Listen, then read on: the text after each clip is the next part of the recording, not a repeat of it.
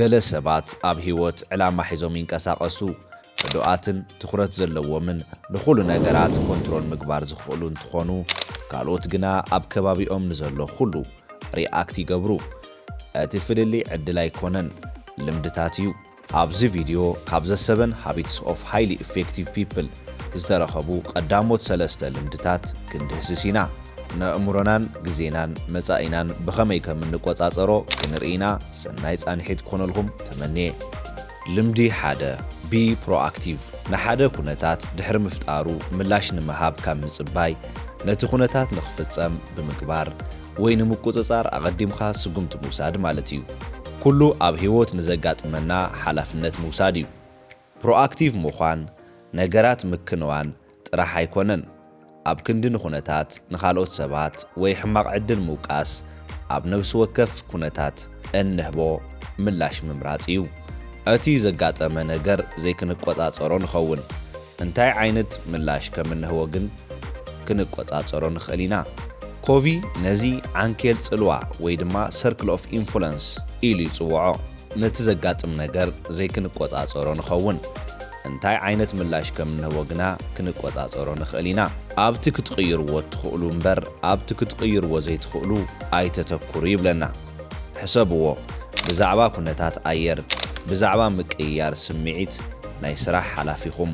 ወይ እውን ብሃንደበት ዝመጽእ ምድንጓያት ምጭናቕ ምብኻን ጉልበት እዩ ኣብ ኣተሓሳስባኹምን ተግባራትኩምን ውሳነታትኩምን ምትኳር ግን ወሳኒ እዩ እቲ ሓይሊ ድማ ኣብኡ እዩ ዘሎ ፕሮአክቲቭ ወይ ንጡፋት ክንከውን ዝሕግዙና ነገራት ንኣጠቓቕማ ቋንቋና ምስትብሃል ኣይከኣልኩን ተገዲደ ክገብሮ ኣለኒ ወይ እንተዝኾነለይ ዝብሉ ቃላት ካብ ምጥቃም ኣነ ዝመርጽ ወይ ክገብሮ እየ ብዝብሉ ናይ ንጡፋት ሰባት ቋንቋ ምልዋጥ እዩ ንኣብነት ናብ ስራሕ ክኸይድ ኣለኒ ኣብ ክንዲ ምባል ሞያይ ንምዕባይ ናብ ስራሕ ክኸይድ እየ ዝመርጽ ምባል ብስምዒት ተጓይኻ ግብረ መልሲ መሃብ ደው ምባል ተስፋ ዘቑርጽ ነገር እንተጋጥም ትንፋስ ብምውሳድ ከምዚልና ንሕተት ኣብዚ ሕዚ እዋን እቲ ዝበለጸ መልሲ ክህበሉ ዝኽእል መንገዲ እንታይ እዩ መዓልታዊ ስጉምትታት ምውሳድ ዓራትካ ምንጻፍ መዓልታዊ መደብ ምውጻእን መጽሓፍ ምንባብን ክኸውን ይኽእል እዞም መዓልታዊ ስጉምትታት ተደሚሮም ንልምድና ይቕይርዎ ንጡፍ ምዃን መሰረት ናይ ኩሎም ልምድታት እዩ ለውጢ ዝጅመረሉ ቦታ እዩ ንህይወተይ ተሓታቲ እየ ኣብ እንብለሉ እዋን ኩሉ ነገር ይቕየር ልምዲ 2 begin with the end in mind ነዚ ኣብ ኣእምሮኹም ሰኣልዎ ድሕሪ ብዙሕ ዓመታት እዩ ኣብ መወዳእታ ጉዕዞ ህይወት ኢኹም ዘለኹም ንድሕሪት ተመሊስኩም ህይወትኩም ርኢኹም እንታይ ክትርእዩ ትደልዩ ዕላማ ሒዝኩም ዲኹም ትነብሩ ነይርኩም እንታይ ዓይነት ህይወት ክትነብሩ ትደልዩ ብምንታይ ኸ ክትዝከሩ ትደልዩ ዝብል ሓያል ሕቶ ምሕታት ኣዝዩ ኣገዳሲ እዩ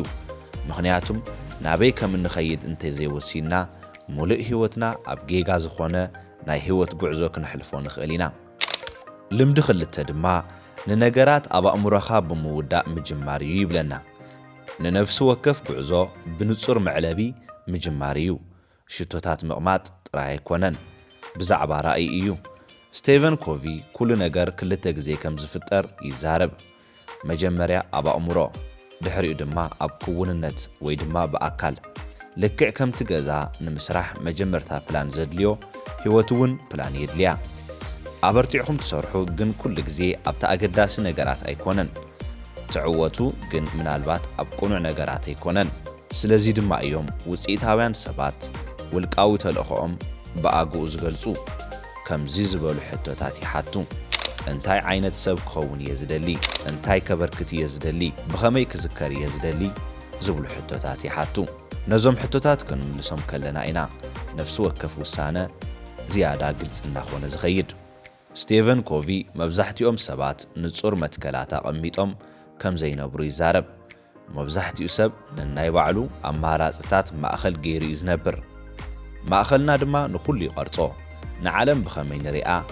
ከመይ ጌርና ምርጫታት ንገብር ኣብ መወዳእታ ድማ ህይወትና እትወስዶ ኣንፈት እውን ከይተረፈ ይቐርጾ እንታይ ማእኸል ጌርና ንውስን መትከላት ማእኸል ጌርና ድዩ ዋላስ ካልኦት ነገራት ማእኸል ጌርና ብዙሓት ሰባት እንታይ ማእኸል ጌሮም ከም ዝውስኑ ድማ ንርአ ኣብ መጀመርያ ንረኽቦም ኣብ ናይ ሓዳር መጻምድቲ ዘማእኽሉ እዮም ገሊኦም ሰባት ኣብ መጻምድቲ ሓዳር ዘማእኽሉ እዮም ሓጎሶም ውሳነታቶም ሙሉእ ብሙሉእ ኣብ ስምዒት ወይ ፍቓድ መጻምድቶም ይዝምርኮስ ካብ መጻምድቶም ፍቕሪ እንትረኽቡ ህይወት ፍጽምቲ ኮይና ይስምዖም መጻምድቶም እንትርበሹ ዓለም ዝፈረሰት ኮይኑ ይስምዖም ኣብ ስድራቤት ዘማእኽሉ ስድራቤት ዘተኩሩ ሰባት ናይ ውሕስነት ስምዒት ወይ ውልቃዊ ዋጋኦም ካብ ስድራቤታዊ ባህልን ወይ ድማ ካብ ዝና ስድራቤት ይረኽቡ ነፍሲ ወከፍ ውሳነኦም ኣብ ኩሉ ኣባል ስድራቤት ሕጉስ ምግባር እዮም ዝምርኮሱ ኣባላት ስድራቤት እንትቕየሩ እንትሓርቁ ወይ ከይተሰማምዑ እንትተርፉ ምርግጋዖም ይፈርስ ኣብ ገንዘብ ዘማእኽሉ ሰባት መብዛሕትኡ ግዜ ንስድራቤት ወይ ካሊእ ቀዳምነት ንጎኒ ገዲፎም ቁጠባዊ ጠለባት ከም ዝቕድም ኩሉ ሰብ ክርድኦ እዩ ኢሎም ይግምቱ ንባዕሎም ዘለዎም ዋጋን ስምዒቶምን ምስ ናይ ባንኪ ሒሳቦም ይዓቢን ይንኪን እቲ ገንዘብ ክውሕዝ ከሎ ውሕስነት ይስምዖም ተዘይኮይኑ ድማ ፍርሒ ሓድሮም ኣብ ደስታ ዘማእኽሉ ካልኦት ድማ ደስታ ዘማእኽሉ እዮም ንምቾት ምዝንጋዕን ጸዋታን ይሃድኑ እቲ ፍናን ኣብ ዝሃሰሉ እዋን ግን ምልዕ ዓለም እውን ከምኡ ይሃስስ ዝተፈላለዩ ሰባት ኣብ ዝተፈላለየ ማእኸል ገይሮም ውሳነታት ይውስኑ እዮም እቲ ብዋናነት እንረኽቦ ድማ ኣብ መትከል ማእኸል ምግባር እዩ ከም መትከል ማእኸል ዝገበረ ሰብ መጠን ካብ ስምዒት ናይቲ ኩነታትን ካብ ካልኦት ኣብ ልዕሊና ዝሰርሑ ረቓሒታትን ነፃ ምዃኑ እዩ ከምኡውን ነቲ ኣማራፅታት ምግምጋም ንነገራት ብሚዛናዊ ሙሉእነት ምጥማት እዚ ሚዛናዊነት ድማ እቲ ናይ ስራሕ ድሌታት ናይ ስድራቤት ድሌታት ካልእ ድሌታትን ከሳትፍ ዝኽእል እዩ ውሳነታት ንኹሉ ረቓሒታት ኣብ ውሽጥኻ ብምእታው ዝበለጸ ፍታሕ ክተምጽእ ምፍታን እዩ ኮቪ ነባሪ ሰላምን ኣንፈትን ዝህብ ኣብ መትከል ዘማእኸለ ህይወት ጥራይ እዩ ይብል ህይወትና ኣብ መትከል ዘተኮረ እንትኸውን ነዞም ነገራት ነሳኽዕ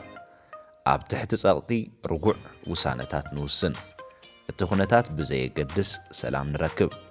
ምስ ካልኦት ዓሚቕ ምትእምማን ንሃንጽ ንነዊሕ እዋን ትርጉም ዘለዎ ህይወት ንነብር ኣብ ልምዲ ክልተ ንነገራት ኣብ ኣእምሮና ወዲእና ምጅማር ርኢና እዚ ድማ ቅድሚ ጉዕዞ ምጅማርና መዕለቢ ቦታ ምርኣይ እዩ መዓልታዊ ተግባራትና ብሓቂ ናብቲ ራእይ ወይ መዕለቢ ቦታና ከም ዘብጽሓና ብኸመይና ነረጋግጽ ኣብዚ እዩ ሳልሳይ ልምዲ ዝስዕብ ቀዳምነት ክወሃቡ ዝግብኦም ነገራት ቀዳምነት ምሃብ ኣብቶም ቀዳምነት ትኹረት ዘድልዮም ነገራት ምስራሕ እዩ እቶም ትኹረትና ዝሰርቁ ድማ ምውጋድ እዚ ድማ ግዜ ኣጠቓቕማና ጥራይ ኣይኮነን ንነብስና ምምሕዳር እዩ ትኹረትና ክሰርቁ ዝኽእሉ ነገራት ስክሮል ምግባር ሕሜትን ነፍሲ ወከፍ መልእኽቲ መልሲ ምሃብን እንትኾኑ ቀዳምነት ትኹረት ዘድልዮም ነገራት ድማ ዕላማታትና ጥዕናና ዝምድናታትናን ዕብየትናን እዮም ስቴቨን ኮቪ ነዚ ሓሳብ ብታይም ማኔጅመንት ማትሪክስ ዝበሃል ነገር ኣቢሉ ገሊጽዎ 4 ኳድራንት ግዜና ብኸመይ ከም እንሕልፎ ዘርኢ እዮም ኳድራንት 1 ህጹጽን ኣገዳስን እዚኦም ንጽባሕ ዘይበሃሉ ነገራት እዮም ግዜኦም ዝኣኸሉ ጉዳያት ህጹጽ ኩነታት ናይ መወዳእታ ደቂቓ ጸገማት እንትኾኑ ኩሉ ግዜና ኣብ ዝንተሕሊፍናዮ ውጥረትን ሙግያይን ድኻምን ኢና ንረክብ ውጽኢታዊ ድማ ኣይንኸውንን ኣብ ኳድራንት 1 ምንባር ማለት ኩሉ ግዜ ኣብ ክንዲ መደብ ኣውፂና ንንቀሳቐስ ሪኣክት ንገብር ማለት እዩ ኣብ ኳድራንት 2 ድማ ህጹጽ ዘይኮኑ ግን ከዓ ኣገዳሲ ዝኾኑ ጉዳያት ውጽኢታውያን ሰባት ኣብዚኦም ትኹረት ዝገብሩ እዞም ዕማማት እዚኦም ኣቓልቦ ንምርካብ ኣይጭድሩን እዮም ግን ንመጻኢና ይሃንጹ ከም ምንቅስቓስ ኣካላት ሓድሽ ክእለት ምምሃር ኣቐዲምካ ምውጣን ዝምድናታትና ምህናጽ ከምኡውን ምስ ኣምላኽ ግዜ ምሕላፍ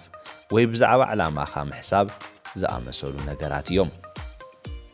ኳድራንት 2 ሚዛንን ሰላምን ምዕባልን ዝፍጸመሉ እዩ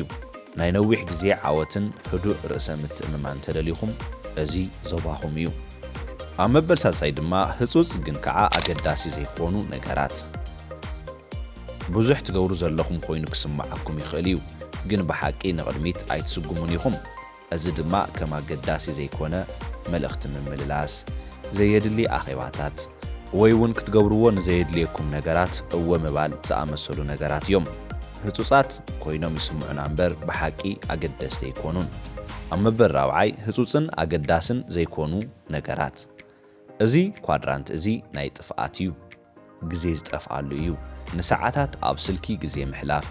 ብዙሕ ግዜ ቲቪ ምርኣይ ወይ እውን ብዝኾነ ይኹን መንገዲ ንህይወትና ዘይሕግዙ ነገራት ምግባር ሓደ ግዜ ክትዝናነ ጸገም የብሉን ኣብኡ ጥራሕ ግን ዘይምንባር እዚ ካብ መጠን ንላዕሊ ትኹረትናን ጉልበትናን ይሰርቕ እዚኦም እቶም 4 ታይም ማናጅመንት ማትሪክስ እንትኾኑ ስለዚ ንኽትዝክርዎ ድማ ቀሊል መንገዲ እንሆ ኳድራንት 1 ሕጂ ክግበር ኣለዎ ትብልዎም ነገራት እዮም ኳድራንት 2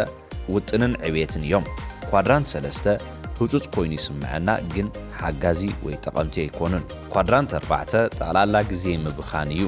ሚስጥር ዓወት ኣብ ኳድራንት 2 ዝያዳ ግዜ ምሕላፍ እዩ ቅድሚ ህጹጽ ምዃኑ ኣገደስቲ ነገራት ምግባር ምኽንያቱም ነቲ ኣገዳሲ ነገራት ብኣግኡ ክንሕዞን ክንቆጻጸሮን ከለና ብውሕድ ጸቕጢ ኣብ ልዕሊ ህይወት ድማ ዝያዳ ጥንቃቐ ሒዝና ንነብር ንልምዲ 3 ኣብ መዓልታዊ ህይወትና ብኸመይ ክንጥቀመሉ ከም ንኽእል ንርአ ቀዳማይ ደረጃ ኣብ ኳድራንት 2 ንጥፈታትና እንታይ ምዃኖም ብዝርዝር ምቕማጥ እዚኦም ንመጻኢና ዘመሓይሹ ነገራት እዮም ምምሃር ጸሎት ምግባር ምውጣን ምህናጽ ዝምድናታት ምንቅስቓስ ኣካልን ምንባብን እዮም ካልኣይ ደረጃ ቱዱ ሊስት ምዝግጃው ወይ ድማ መጀመርታ መደብ ምውጻእ ናጻ ግዜ ኣይትጸበዩ ኣገዳሲ እንተኾይኑ መጀመርያ ኣብ ካላንደር ይኣቱ ሳልሳይ ደረጃ ንዝዘናግዑ ነገራት ኣይፋሉን ምባል ናይ ኳድራንት 3ን 4 መጻወድያታት ፈሊና ምውጻእ እዞም መጻወድያታት መወዳእታ ዘይብሉ ስክሮል ዘየድሊ ኣኼባታት ኣሉታዊ ኣተሓሳስባ ዘለዎም ሰባት ክኾኑ ይኽእሉ እዮም ራብዓይ ደረጃ ሰሙናዊ ገምጋም ኣብ መጀመርታ ሰሙን ኩሉ ግዜ ከምዚና ንሕተት ግዜ ኣብቲ ብሓቂ ኣገዳሲ ዝኾነ ነገር ድየ ዘሕልፎ ዘለኹ ቀዳምነት ክወሃቡ ዝግብኦም ነገራት ቀዳምነት መሃብ እንትንጅምር ባርያ ህጹጽ ነገራት ምዃን ንገድፎ ግዜና ጉልበትናን ህይወትናን ንቆጻጸሮ ውልቃዊ ዓወት ኩሉ ግዜ ቅድሚ ህዝባዊ ዓወት እዩ ዝመጽእ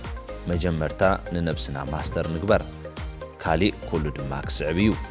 ውልቃዊ ዓወት ዘምጽኡልና ልምድታት እዚኦም እዮም be proactive begin with the end in mind put first thing first